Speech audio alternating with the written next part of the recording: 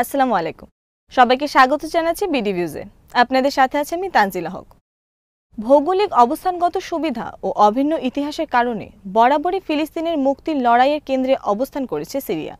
তবে নানা কারণ ও পরিস্থিতিতে দেশটির এই অবস্থানে নড়চড় হয়েছে বিভিন্ন সময়।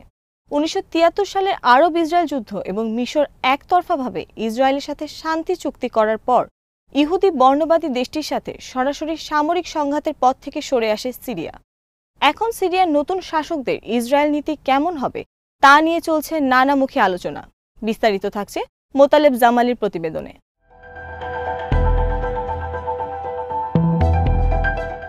ইসরায়েলের বিরুদ্ধে হিজবুল্লাহর প্রতিরোধ যুদ্ধে নেপথ্যে থেকে সবসময় গুরুত্বপূর্ণ ভূমিকা পালন করেছে দামেস্ক। ইসরায়েলের সাথে ইয়াসির আরাফাতের নেতৃত্বাধীন ফিলিস্তিনি মুক্তি সংস্থা বা পিএলওর অসলো শান্তি চুক্তি ও পরে জর্ডানের সাথে ইসরায়েলের চুক্তি স্বাক্ষরের পর আরব দেশগুলোর মধ্যে লেবাননের পর একমাত্র সিরিয়াই ইসরায়েল বিরোধী ফ্রন্ট হিসেবে টিকে ছিল। অন্যদের মতো দেশটি ইসরায়েলের সাথে সম্পর্ক স্বাভাবিক করার পথে হাঁটেনি।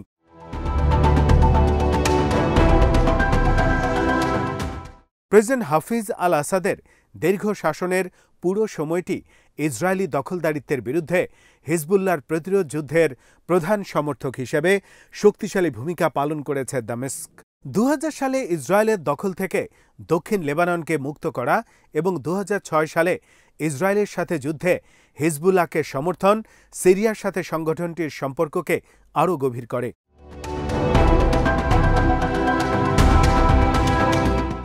কিছু ব্যতিক্রম ছাড়া ফিলিস্তিনি প্রতিরোধ যোদ্ধাদের সাথে সিরিয়ার সম্পর্ক খুব একটা ভালো ছিল না।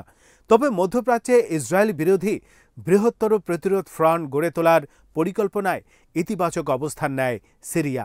ইরানের মধ্যস্থতায় 2022 সালে হামাসের সাথে প্রেসিডেন্ট বাশার আল আসাদের সরকারের সমঝোতা দুই পক্ষকে কাছাকাছি আনে। এর ফলে ইরানের নেতৃত্বে ইসরায়েল বিরোধী প্রতিরোধের বৃহত্তর অক্ষশক্তি গড়ে ওঠে।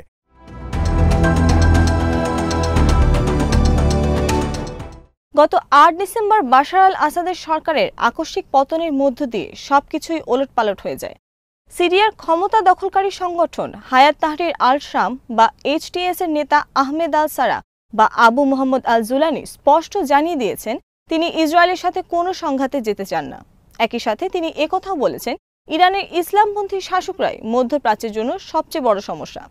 বাশার আল আসাদের পতনের পর রাজধানী দামেস্কের প্রবেশের আগে জুলানি বরং ইরান প্রজেক্টের বিরুদ্ধে লড়াই করার কথা বলেছেন প্রকাশ্যেই।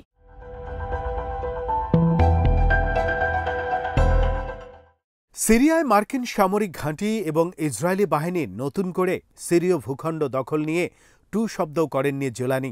তার এই মনোভাব মধ্যপ্রাচ্যে ইসরায়েল ও যুক্তরাষ্ট্রের সাম্রাজ্যবাদী তৎপরতা প্রতিরোধে সিরিয়ার দীর্ঘদিনের ভূমিকার অবসান ঘটবে বলে মিডল ইস্ট আইকে জানিয়েছেন ইউনিভার্সিটি অব ব্রিটিশ কলম্বিয়ার সহযোগী অধ্যাপক ও আধুনিক মধ্যপ্রাচ্যের ইতিহাসের গবেষক হিশাম শফিউদ্দিন।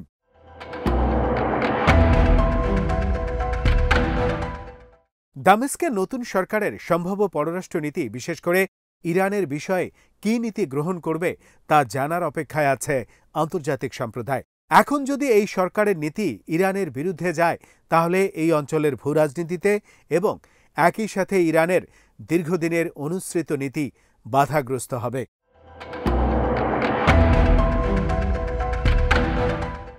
সিরিয়ায় গত 13 বছর ধরে চলা গৃহযুদ্ধে বাশার আল আসাদের সরকারকে টিকিয়ে রাখতে রাশিয়ার পাশাপাশি সহায়তা করেছে ইরানও।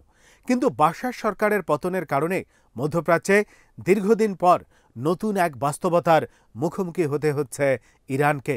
জুলানির নেতৃত্বে নতুন সরকার ভিন্ন নীতি গ্রহণ করবে বলে মনে করছেন বিশ্লেষকরা।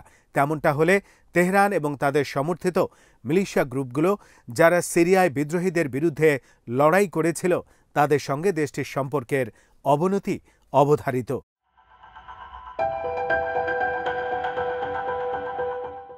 আল আরাবিয়ার সম্পাদকীয় বোর্ডের চেয়ারম্যান ও প্রবীণ সাংবাদিক আব্দুর রহমান আল রাশেদ মনে করেন বাশার আল আসাদের পতনের মাধ্যমে আঞ্চলিক ভূরাজনীতিতে যে পরিবর্তন ঘটেছে তা আগামীতে মাঠের পরিস্থিতির পরিবর্তনে দামেস্ককে ভিন্ন দিকেও নিয়ে যেতে পারে। ইসরায়েল যদি সিরিয়ায় তাদের উপস্থিতি জোরদার করতে থাকে তাহলে তেহরান ও বাগদাদের সাথে দামেস্কের জোট গঠন বিচিত্র কিছু নয়। মূলত জোলানের দৃষ্টিভঙ্গি এবং ইসরায়েলের সাথে সংঘাতের বিষয়ে তার সরকারের অবস্থান কী হবে তার ওপর আগামীতে অনেক কিছু নির্ভর করবে বলে মনে করেন অনেক বিশ্লেষক।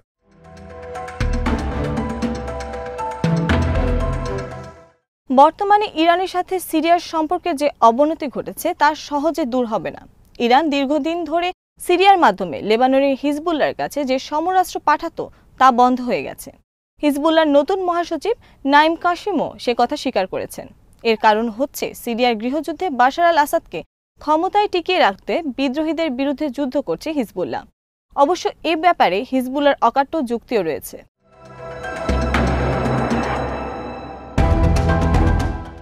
হিজবুল্লাহর বক্তব্য হচ্ছে ইসরায়েলের বিরুদ্ধে লড়াই করার জন্য তারা সিরিয়ার মাধ্যমে ইরানের কাছ থেকে সমরাস্ত্রের সরবরাহ পেয়ে আসছিল।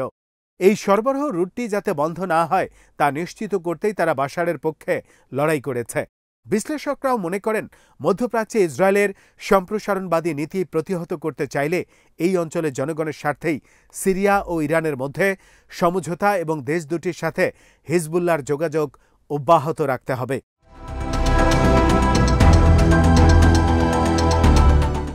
কিন্তু সিরিয়ার নতুন শাসক দল এইচটিএস যদি নিরপেক্ষ থাকার দোহাই দিয়ে মধ্যপ্রাচ্যে ইসরায়েল বিরোধী প্রতিরোধ সংগঠনগুলো দুর্বল করে দেয় তাহলে লাভবান হবে ইসরায়েল। অন্যদিকে সিরিয়া ও ফিলিস্তিনের ভূখণ্ড দখলকারী ইসরায়েলকে যদি মোকাবেলা করার নীতি গ্রহণ করে এইচটিএস তাহলে তাদের এই লড়াইয়ের সাথে যোগ দিয়ে শক্তি বাড়াতে সক্ষম হবে ফিলিস্তিনি ও লেবাননের প্রতিরোধ যোদ্ধারাও।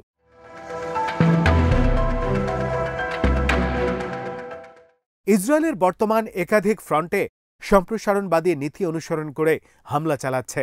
ইহুদিবাদী এই দেশটির টার্গেট হচ্ছে একই সাথে ফিলিস্তিন, লেবানন ও সিরিয়ার স্বার্থে আঘাত করা।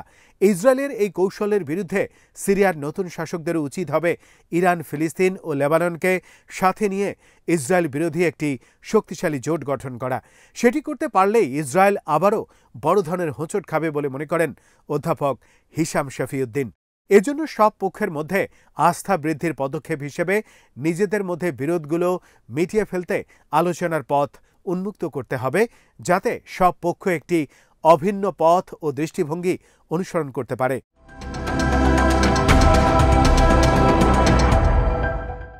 অনেক বিশ্লেষক মনে করেন সিরিয়ার নতুন শাসকরা যদি মধ্যপ্রাচ্যের অন্য দেশগুলোর মতো ফিলিস্তিনিদের প্রতিরোধ আন্দোলনের প্রতি কেবল মৌখিক সমর্থন দিয়ে নিজেদের দায়িত্ব শেষ করেন তাহলে এই অঞ্চলে মার্কিন ও ইসরায়েলি সাম্রাজ্যবাদী ও সম্প্রসারণবাদী কৌশলেরই বিজয় হবে। যুক্তরাষ্ট্র ও ইসরায়েল চাইছে তাদের বিরুদ্ধে প্রতিরোধের শেষ ঘাঁটি হিসেবে দীর্ঘদিন ধরে ভূমিকা পালন করা সিরিয়াও তথাকথিত নিরপেক্ষ থেকে উপসাগরীয় অঞ্চলের অন্য দেশগুলোর পথেই চলুক।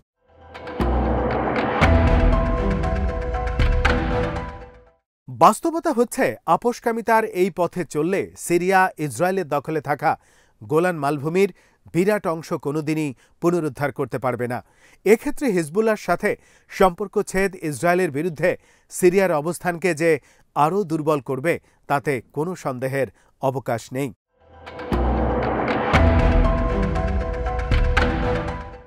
দ্বিতীয় দফায় যুক্তরাষ্ট্রের প্রেসিডেন্ট নির্বাচিত হওয়া ডোনাল্ড ট্রাম্প তার আগের মেয়াদে গোলান মালভূমির দখল করা অংশকে ইসরায়েলের মানচিত্রের অংশ হিসেবে স্বীকৃতি দিয়েছেন। ওই মেয়াদে তিনি ইসরায়েলে যুক্তরাষ্ট্রের দূতাবাসকে তেল আবিব থেকে পূর্ব জেরুজালেমে আনার নির্দেশ দেন।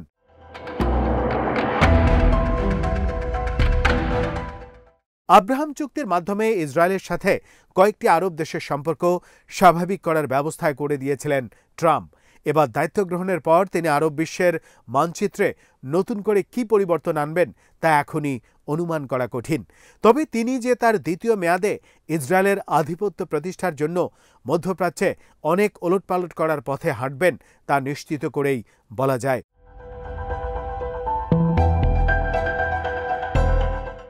অধ্যাপক হিশাম শফিউদ্দিন মনে করেন সিরিয়ার নতুন সরকার যদি দেশ গঠন ও অর্থনীতিকে চাঙ্গা করার অজুহাত দাঁড় করিয়ে ইসরায়েলি আগ্রাসনকে প্রতিরোধ করার পথ থেকে সরে আসে, তাহলে সেটা হবে বিরাট এক ভুল পদক্ষেপ।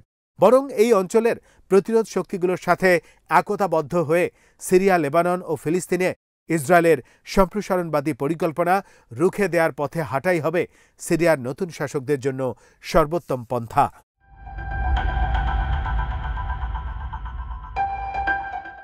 আজ এখানে শেষ করছি।